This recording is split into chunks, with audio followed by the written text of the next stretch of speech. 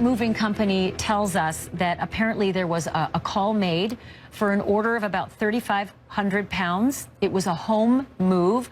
We don't know at this point if they dispatched moving employees or whether this was something just the family or friends of Shanann Watts had planned to organize.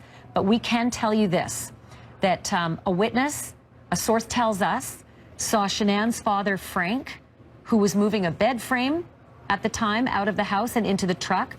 They said that they could say they noticed that he was red-faced and sweaty. Perhaps he had been moving more things prior to when they saw him moving the bed frame. They also said they saw him moving what looked like a mirror covered in a blanket out of that home.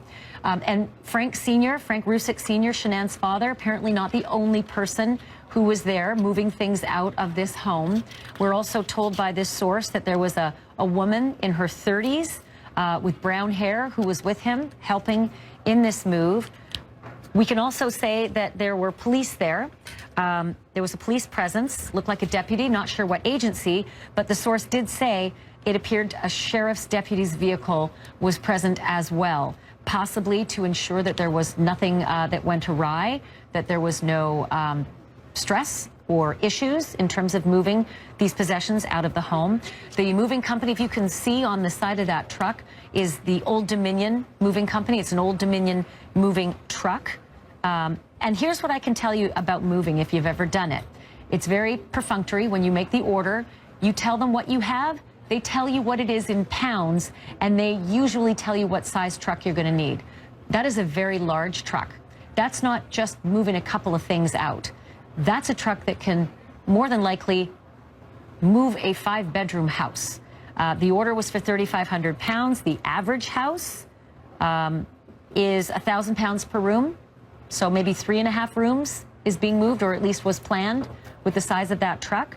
The average studio apartment is 1,800 to 2,000 pounds. So if they were ordering a truck for 3,500 pounds, they're moving a lot of things out of that house, or at least they are planning to move a lot of things out of that house. I think we might even have someone on the phone right now named, I'm not sure if I can mention this person's name. Can the producers tell me if we're, okay, I can at least call the next guest I'm getting, Susan. Susan, can you hear me? Yes, I can. This is all sort of breaking as we're live, going to live in the last 5 minutes of this program. Can you let me know, are you the person who witnessed this, this truck outside of the Watts home? Yes, I did. I just happened to be driving that route and saw the moving truck out in front of the house. What else did you see? I mean, there's a couple of things I've just reported in terms of Shanann Watts' father, Frank Rusick Sr., moving a bed frame and what appeared to be a mirror. Did you see anything else being moved out?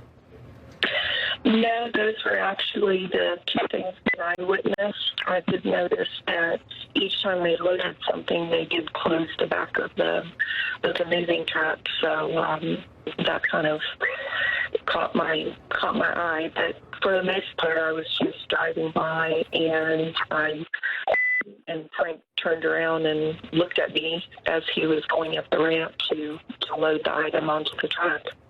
And do you actually know Frank Rusick Sr., Shanann's father? No, I've only seen pictures of him. That's where I instantly recognized him. Did you recognize the woman, the 30-year-old-ish woman who was with him?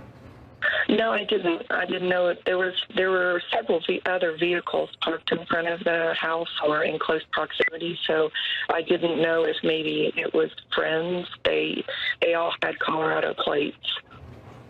They all had Colorado plates, several other vehicles. Did you notice other people other than those two who you identify as Frank Rusick Sr., Shanann's father, and an unidentified woman in her 30s with brown hair? Did you notice anybody else helping in this process? No, those were the only two people. Right. And how many vehicles did you see in addition to the moving truck? There were, and some of them could have been for neighbors, but right in front of the house, there were two. I know one was a Ford SUV, and I can't recall what the other one was. Sorry. Was the garage door open in the home at the time you drove by? No, it was closed. They were appeared to be moving things out the front door. So the front door was wide open as you went by? Yes. And then were you able to see if there was perhaps a Lexus? Because Shanann used to drive a Lexus, and at the time of the, I guess, the offings of the crime, at the genesis of this being a crime scene, Nicole Atkinson, a friend of Shanann, said she saw Shanann's Lexus inside the garage with the car seats inside, and I'm just wondering if it's still there. That I wouldn't know. I definitely, this truck is so big, it literally blocks the entire front of the house and the driveway.